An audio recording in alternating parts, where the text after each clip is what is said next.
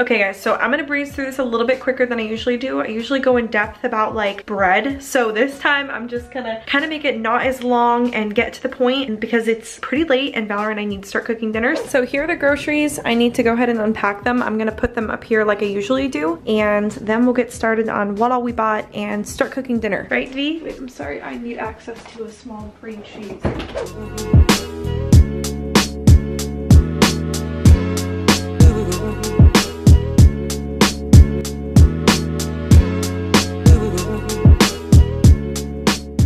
So we've been trying to up our game on the fruit. We've got strawberries, blueberries, grapes, and we got, like I showed you guys earlier, or maybe I didn't, we got these from TJ Maxx today, these little storage containers. So we're gonna cut up the fruit for the upcoming week and then have it in the fridge ready to go and washed, because otherwise I feel like fruit goes bad. We've been getting mushrooms lately to do with pastas or to have with like quinoa bowls, and also with grape tomatoes. We've made an at-home pasta fresca from noodles. I usually also get the regular spinach, but this is the organic version, and for some reason I like it better. Valerie likes to make a like chickpea fake tuna salad kind of thing. Instead of using tuna, you use chickpeas and some vegan mayo and stuff like that. We got this little thing of veggies. It comes with celery, onion, and carrot, so you can just do the celery and onion in there, mashed with some chickpeas and vegan mayo. I think someone on Instagram named Veggiekins, I follow her and have for a while now, and she posts a lot of vegan recipes. So yeah, go check her out. She's a cool gal and eats pretty healthy. So what else do we have here? We have some tabbouleh. It's basically like, I don't even know how to explain it. If you guys have had tabbouleh before, like how do you explain this? It's got tomatoes, vinegar, parsley, like a nice dressing on it, onion, mint. It's just really good. I actually eat it on its own a lot of the time. Some people like to put it on like maybe salads or something like that. You guys know we always get these little yogurt thingies. We actually have a few more. I just didn't fit it on this whole scale of things, so I just put like one of each. But throw this with a little granola on there and now some fresh fruit, and you've got a little breakfast moment going on. These are the garbanzo beans we get for that vegan tuna sandwichy kind of thing I was talking about. Throw in some bananas and we wait till they're ripe. Onions and red onions. This is how we make the pasta fresca. There's like a recipe online of like the faux noodles recipe. I'll link that down below if you guys want to check it out. I'll probably make a video on it in the future of me just making it because it tastes so good. Pasta fresca has always been my favorite recipe from Noodles & Company. I made it at home. It tastes exactly the same, and red onion is a key ingredient. So yeah, you guys know I always have my avocados. The second bag is behind me. We also have some limes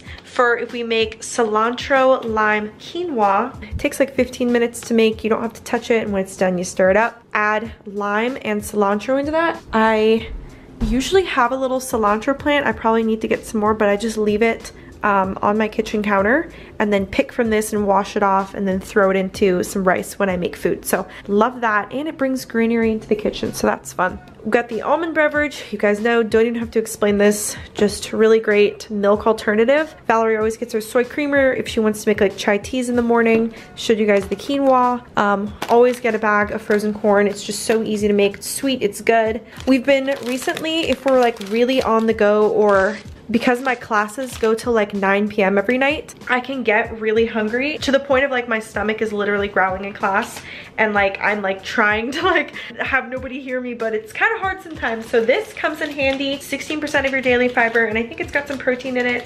It is not something you want to eat like constantly, but if you're in a jam, love a good Cliff Bar. The flavors we got, or Valerie's favorite, is the white chocolate macadamia nut.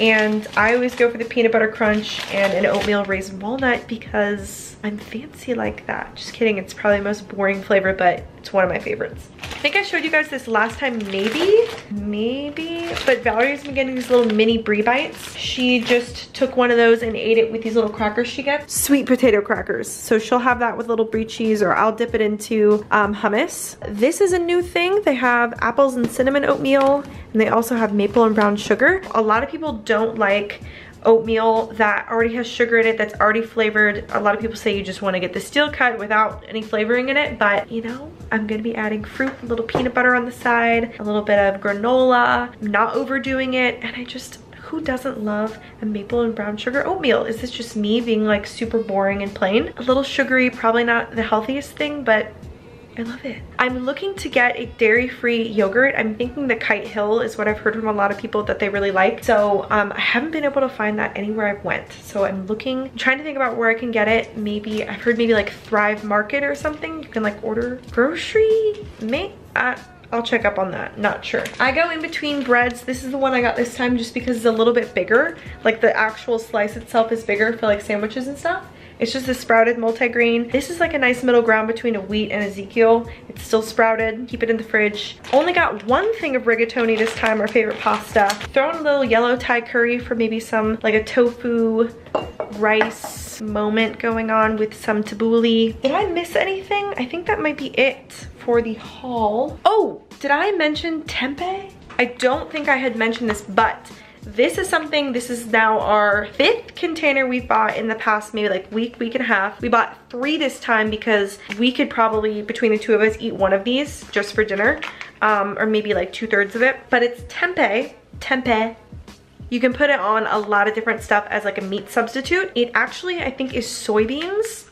None of it sounds good, but it really, like, it tastes really good. I think for somebody who's not open to the idea of maybe a meat alternative, it might be a little too much in the direction of like, whoa, this is like way different than real meat. But for someone who's kind of dipped their toe in the idea of not eating meat and kind of have eaten maybe like some Morningstar chicken nuggets, this might be the next step. It's got so much fiber in it. One serving has got 28% of your daily fiber, so that's great. It's rich in protein. It can be sauteed, grated, stewed, or baked for a variety of main courses, is what it says on the back. So the texture can be a little off-putting if you're not used to that kind of stuff, but try her out. I'm looking at all this great food, this pile, this spread.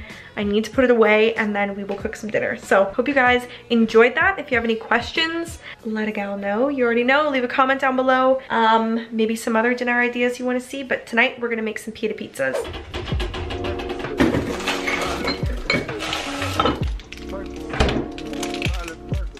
So,